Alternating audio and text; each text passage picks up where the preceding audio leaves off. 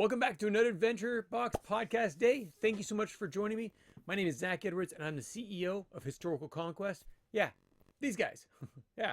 So this is actually the podcast that we put together with our curriculum. But ever since we started, we've had a ton of people come in and want to see it on our YouTube channel and also want to listen to it on our podcasts. So we made it available to everyone. And this is the great thing. We are talking about American history, the American Revolution today. And today, if you don't know it, if you're not listening to us today, is January 20th. This is right before Donald Trump is made president, inaugurated the second time into the U.S. presidency. So this is a historic day. This is the second time this has happened in history, in the U.S. history. Grover Cleveland is the the first one to do it. Donald Trump is the second one to win election, lose election, and win it again. So just bring that out. These are the types of things that are happening in these days today. And there are a lot of contentions between both sides. So in this podcast, we actually get rid of all those. We don't care what side you're from. We want you to listen because either side will learn a great deal because we're talking about history. Fact, not bias. Facts, not lenses. When I went to, I had a focus group with a group of people. The first thing that one of them said was, "What's your lens?" I said, "What are you talking about?" She said, "What's your lens? You have to have a lens when you're writing a curriculum." And then the other teachers looked at her and said, "That's the thing. That's the reason why we like this group. They don't have a lens." That's right. We don't have a lens. If you do bad things on one side, we will call you out for it. If you do bad things on the other side, we will call you out for it. If you do great things, we will call you out for it. We don't care what part are you from. That's right. It doesn't matter what side you're from. This is all about you, me, and history. We're just regular people talking about history, giving the ins and outs of what was happening. Now, last time, we talked about the Philadelphia campaign for the British. Now, the British, after winning New York, they came down and took over Philadelphia. They came down into the bay below, and then they marched up. And when the Americans thought they could stop them, they couldn't, and they busted in and took over Philadelphia. Luckily, the Continental Congress had already moved out to another location. So they were actually safe from Philadelphia, from the British, and the British had a new city. This is one of the turning points for the British, where it really should have gone their way afterwards. Now, then we talked about the Battle of Germantown, but I didn't tell you about one big thing that was happening with the Battle of Germantown that I'm going to tell you right now. So one thing that was really interesting is in the Battle of Germantown, October 4th, 1777. So this is a year and a half, 2 years into the American Revolutions. Remember, the Lexington and Concord happened around 1775 in April. So this is 2 years later and then some. And this is a major engagement, Germantown was, because this is right outside of Philadelphia. I'm going to actually show you a map. If you're looking at the podcast or the YouTube channel, you're going to see this image. Don't worry, it's just a very stone fortified looking house. This is the Cliveden House, also known as the Chew House. So when it was actually started, when it was actually built, it was built for Benjamin Chew. He was a loyalist. He, like the British, as a loyalist, that's what a loyalist is. He's a supporter of the British. And he built this house, not for them, of course, for himself. But the whole exterior is stone. And I'm not talking about a stone veneer, which is basically like a thin piece of stone that you stick to the wall. No, these are like full-on stones. So this is like a fortress. This building is made to withstand bullets from black powder guns. And so you had about 120 British troops during this time hide in this mansion right here that you see on this video. I'm actually going to pull out from that. This is the house. It still stands today. And if you zoom out, you'll see that it's right above Philadelphia in one of its suburbs. And this is actually when the Germans took over, when the British took over Philadelphia, Germantown is where one of the battles was fought. Now, this was actually a really big one because this is what basically kept the people from the British and the colonists from attacking each other in Philadelphia. Okay, stop.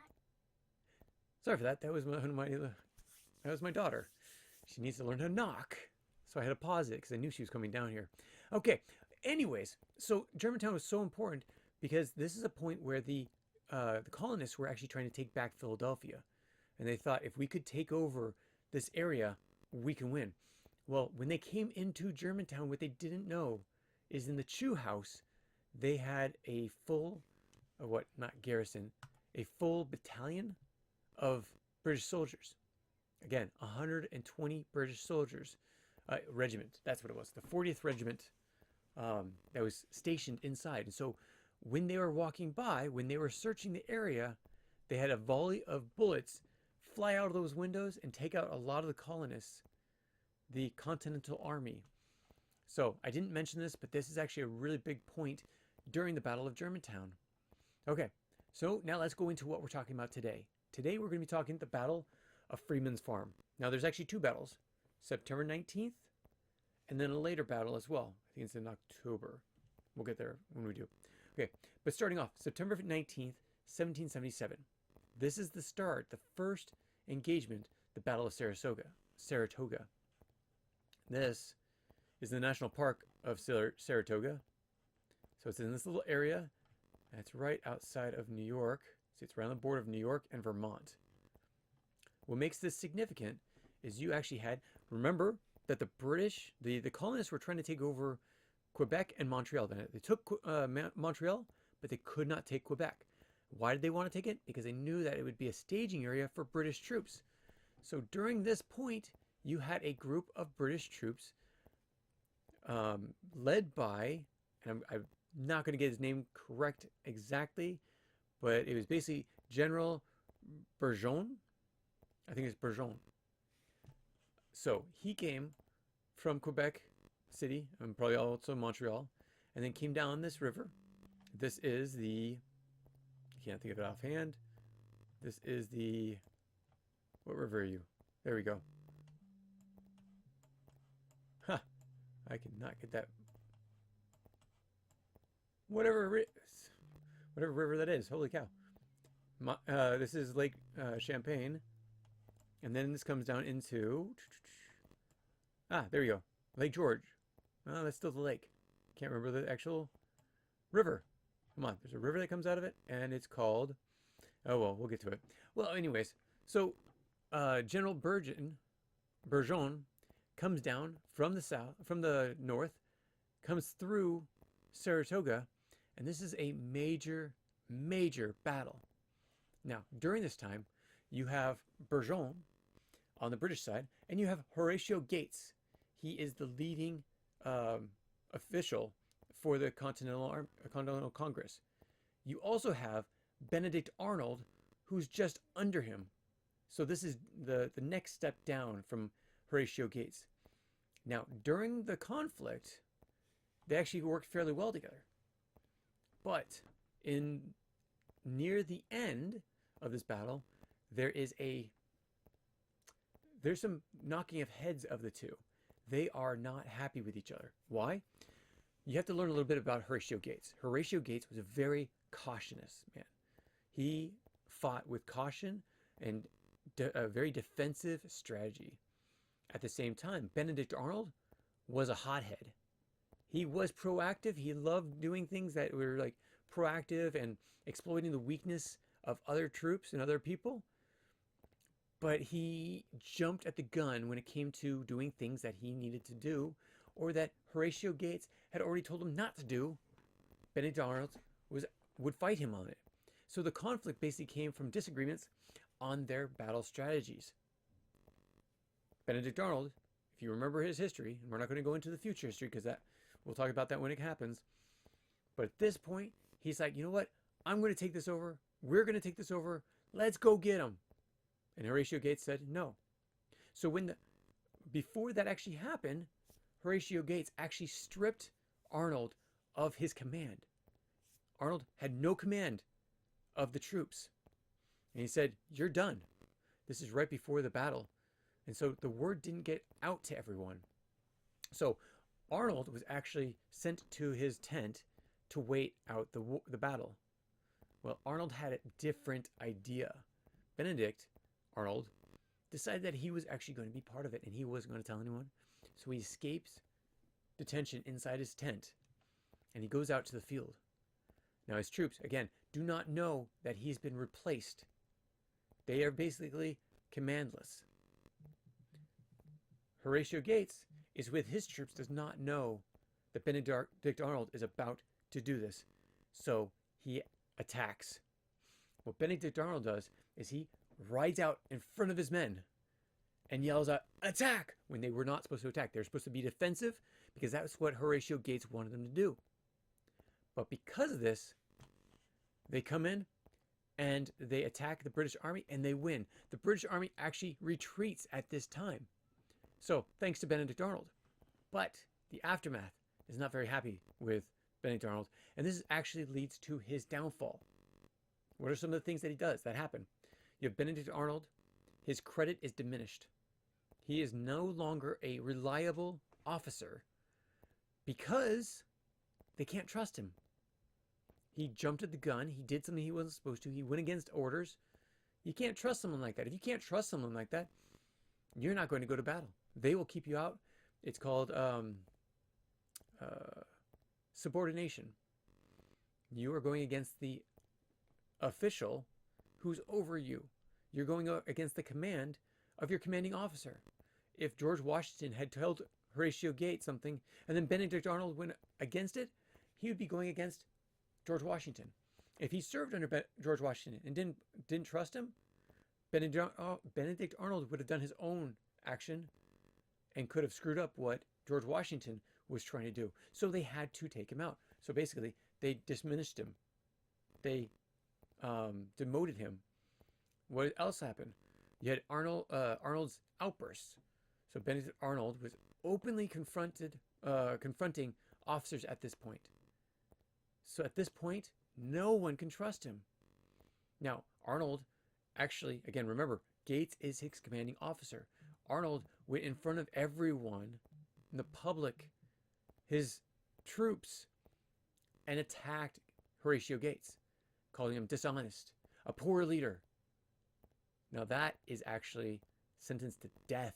You could actually be killed for doing something like that. Because basically, ultimately, what it does, it just destroys your command of all these troops. The troops then start not being able to trust you or worrying that you are dishonest or a poor leader. And Arnold knew that. So his command was stripped. Gates relieved Arnold of his field command. Done. He's no longer going to fight. At least not with him. And Arnold had to be sent back to the Continental Army and work it out with George Washington. So this was actually a huge ordeal. So despite being sidelined, there's one other battle that Arnold fights in. He had a desire to fight the American cause, so he had the reasoning to be there. An unauthorized but legendary charge was at the Battle of Hemis Heights, October 7th, 1777. This decisive action helped to secure a pivotal victory.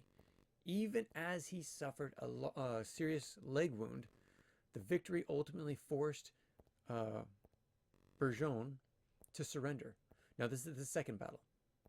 So this is the second battle. This is actually, sorry, this was the time when he was actually reprimanded to his tent, escaped, and then led his men into an attack. So it wasn't the first one, it was the second one. But this first one is where the conflict started. The second one is where Benedict Arnold actually attacked. Okay, so with that being said, let's go into the actual Battle of Saratoga.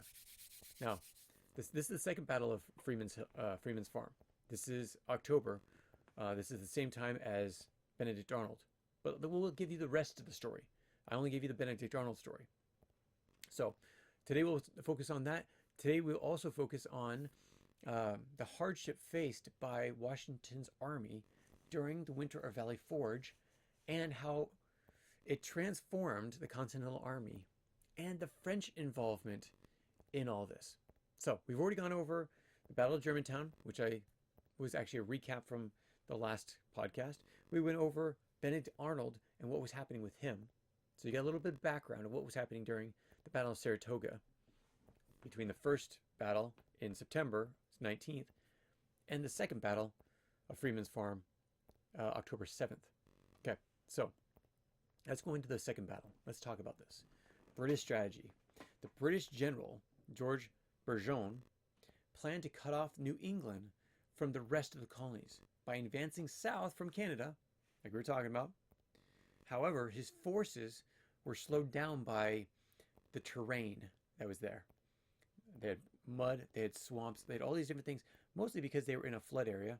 Because as I was telling you, they went down this river. Now, they did not float down the river. They marched down the river. And the places around it had too many woods, had swamps, all those things. So it was hard for him to get through. On October 7th, so this is after the September 19th attack, on October 7th, Burgoyne launched an attack near Freeman's Farm. Again, this is the second attack. American forces, led by Horatio Gates, and we're going to talk about Benedict Arnold, where we already have, but Benedict Arnold defeated the British.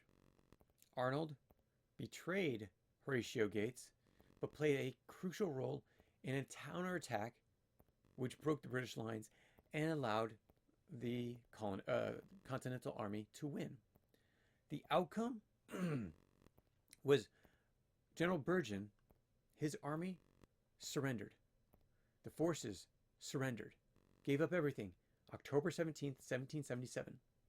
This marked the first major victory of the Americans and proved they could defeat a professional British army. Why is that important? Well, because you had somebody, I can't remember what his name is. I think his name was Benjamin Franklin, that's right, and John Adams. They were over in Europe. They were trying to get the French to side with them. The French hated the British. They did not want the British to win. They did not want the British to get any more strength in the in the Americas. So, of course, the French were ready to align, but they wouldn't. They wouldn't because they didn't think that the Continental Army could take on the well-trained, professional British Army. I don't doubt them. I totally understand what they're thinking, why they wouldn't side with them. Would you side with an army that, if it blew up and the Continental Army was defeated, the British would then come after you? The British would come after you because you supported that other group. They come after you. That's just another war. French and Indian War. Remember, the 7 Years' War. They had just gone over this war, and now another one was starting. So the French basically said, we don't want any part of this unless you can prove that you're going to win. If we know that you're going to win, we will come and aid you. Or if there's at least a good chance of it.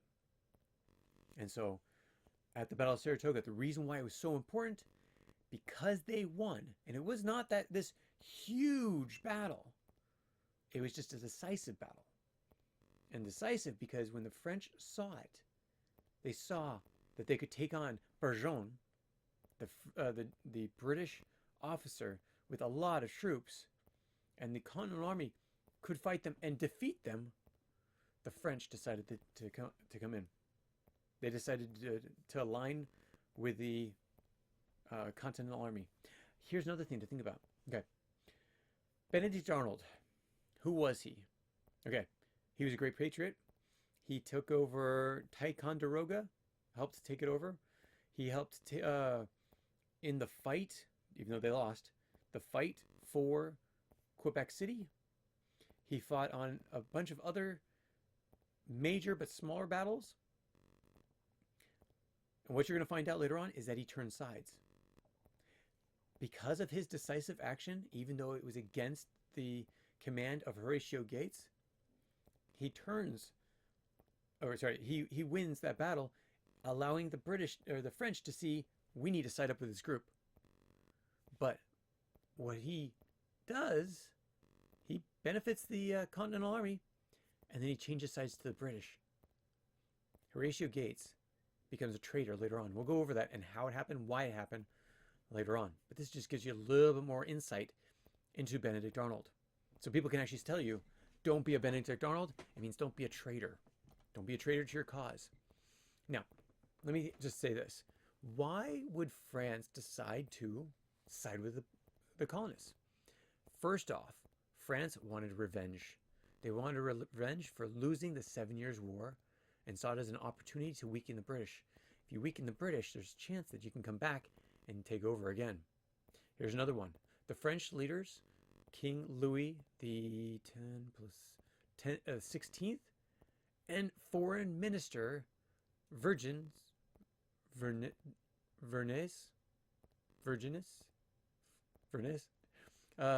were persuaded by Benjamin Franklin's diplomacy. So Benjamin Franklin was over there and tried to talk him into doing it. Well, it took them a while, but then Benjamin Franklin was able to tell him, hey, we just won the Battle of Saratoga as well. We are showing you that we can take them on. We've had other victories, such as like Boston. You need to side with us. We need your help. So they create something called the Treaty of Alliance, 1778. Wait a minute. They won Saratoga in 1777. Remember, there's no social media. There's no mass communications. There are no telephones, no telegrams. If you wanted to get a message to France, you had to float it. Remember, October. They won in October. This is right as winter was starting.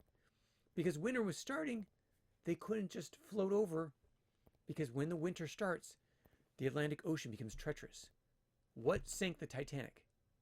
An iceberg, right? During the winter. So, or during at least the cold period. So, yeah, if you want to get a message over, you either go slowly through the Atlantic Ocean or you wait till the next year. But by this time, France got the information through Benjamin Franklin. Benjamin Franklin shared it with King Louis XVI and the foreign minister, and they were able to finally align. During this time, though, even before the alliance is actually signed, there's someone that's down in Valley Forge with George Washington. And we're going to tell you this in just a second. But first off, what did the French promise them? They were going to side with them. What they were going to promise them? They were going to send the French Navy. Now, this is the great thing because the Continental Army and the Continental Navy was a makeshift group. They didn't have much when it came to ships. They couldn't actually build ships because this was basically, everything was British owned. The only ships that they could do are ones they could revert to becoming take the ships that are already built and refurbish them to be military boats and put cannons on them and such. That's all they could do. They could not build, they didn't have the time, and they also didn't have the ports in order to do that because the British would stop them in those ports. So the Navy from the French was essential. What else? The French troops. They needed French troops. They needed artillery. They needed money to support the Continental Army. They had no money. Now the French had just gone over a really expensive war, but they did still have money because they had a few years to rebuild the coffers. Coffers by the sense of like a bank. They could rebuild the amount of money that they had in store and ready to go to battle. And so, French General Marquis de Lafayette became a crucial part of Valley Forge. And again, I will get there in just a second. Last thing. With France's entry, Britain had to divert resources to defend its colonies and its other worldwide interests again. So they could not focus everything on the American continent again. Yeah, so by reopening possibilities of war in India and Africa, in Europe, now the British was all of a sudden like, wait a second, we just ended this battle. Like, well, the French are like, too bad. You got to come back over here. You got to bring some of your troops here or we're going to take over Britain. So could France have taken over Britain at the time? Yeah, technically they could have. If the Britons had actually sent all their troops over to the American continent, France would say, great, you're undefended. I'm going to attack you and I'm going to take over Great Britain as well. So now Britain has done this balancing act. Okay, we have the American continent. It's making us a lot of money, but we cannot lose our homeland. we're not going to lose the Indian trade. So they had to diversify and spread out the efforts. So the French, by entering, made it very difficult for the British to focus on just one place, the American continent. Now they have to focus all over the place. Okay, now let's go to Valley Forge. Valley Forge, it's the winter of 1777 to 1778. They just won Battle of Saratoga, so everyone's in good moods, right? Yeah, maybe not. Remember, it's winter. It's winter in Pennsylvania. What are winters in Pennsylvania like? Humid, so wet, cold. Wet, cold. Snow, rain, cold. Not a good mix. I live in Missouri. It is now 9 degrees outside, 11 degrees. It was 4 degrees this morning. I was about to go for my run, and I was like, maybe I won't do it today. But 11 degrees. Come to find out, my family, who are in Idaho, it is negative 21 degrees. I will take 11 degrees anytime. But these people in Valley Forge, they did not have the heaters, the furnaces, the comforts of the modern day. They were soldiers freezing in tents. They lacked food. They lacked clothing. They were dying of disease and exposure. Nearly 2,000 soldiers died during this encampment. And this is the biggest one. Remember, they're on 1-year contracts. I told you this last year. Between 1776 and 1777, 1-year contracts. That was their first year overdoing it. Now they're on their second year. Do they stay in? They stay in one time, they get their pension. They get the amount of money after the war ends. Okay, what about now? What do we do? Do we stay with the Continental Army? Or do we go home and try to keep warm with our families? Well, a lot of them stayed. And good thing that they did. The British weren't going home. They had to float across the ocean. And they were a professional army, so they had to stay. There was no 1-year enlistment. So the morale, despite their hardships, through Washington's leadership, he brought them all together and kept them together. The morale was still high, even though some were dying. Okay, what else happened? Now, I told you about Lafayette, but the person that was actually helping them in Valley Forge, his name was Baron von Steuben. He was a Prussian military officer. Prussian? What's Prussian? Is that Russian? No. Prussia was actually a major country outside of Austria, Prussia, Great Britain, and France. Those were the 4 main, there's Spain too. 5 main European countries.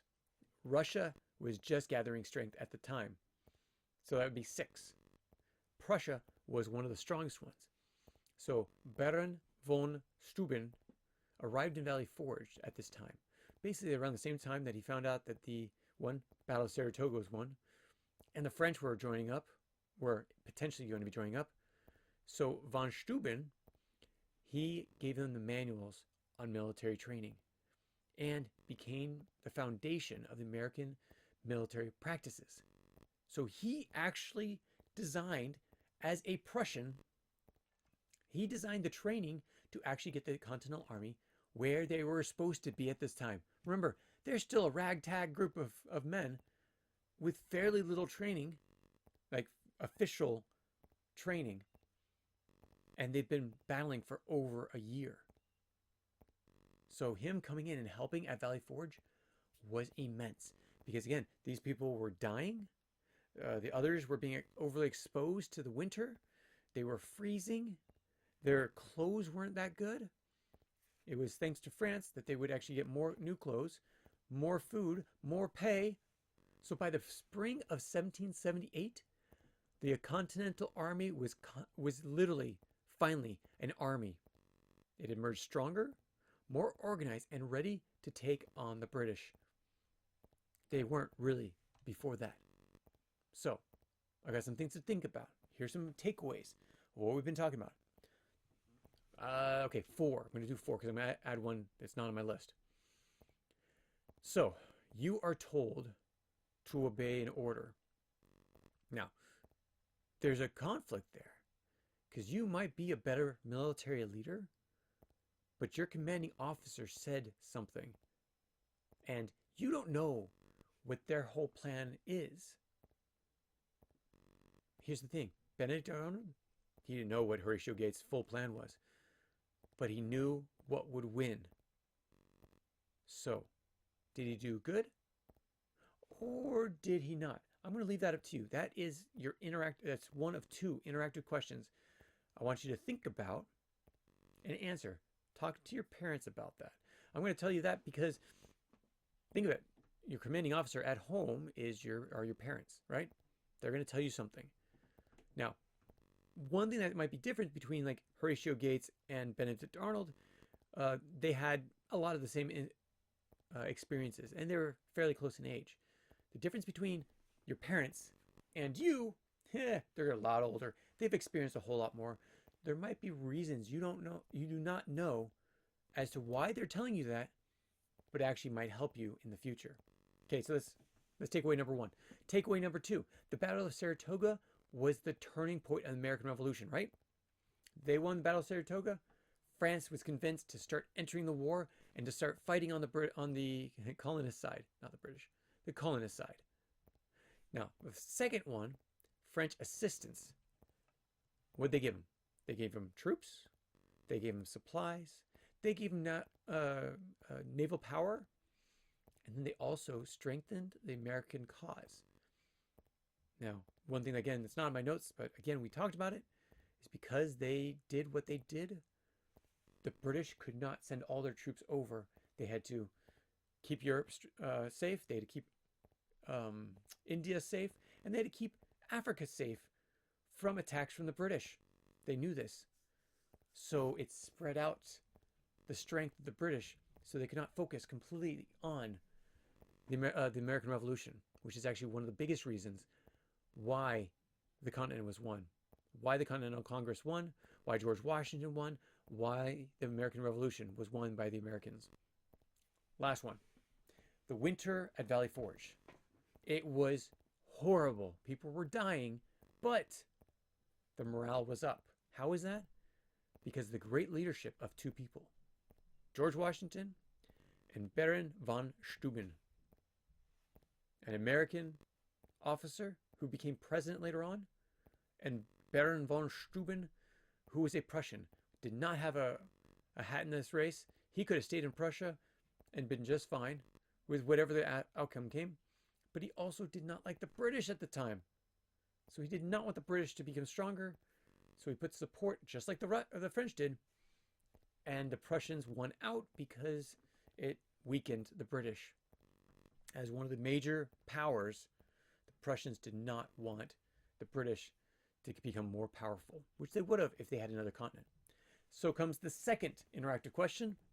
Imagine you were a soldier at Valley Forge. You were enduring the cold. You were starving, hungry, maybe even starving. What would keep you motivated to stay in the fight and fight for your independence? Okay? Think about that. What would actually keep you in? Why would it keep you in the fight? What is most important to you? Cold and being miserable? Or independence? Just think about that. Share that with your parents too. I'd love to hear what you have to think, or what you think. So put it in the comments below. If it's not there, like if you're listening to the podcast, email us. So email us anytime. We want to hear what you have to say. So please send us your information.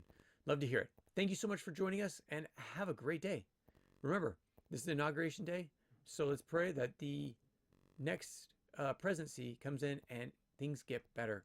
Because as of right now, people are not happy with the prices, with freedom, with all these different things that are happening, and a lot more. So hopefully things get better. And if they don't, well, it's 4 years, and then there'll be another president. So keep that in mind. Thank you so much for joining us, and we will catch you next time. Take care. Bye. If you have any comments or questions, add them to the comments below. Otherwise, we'll see you tomorrow, actually. Take care. Bye.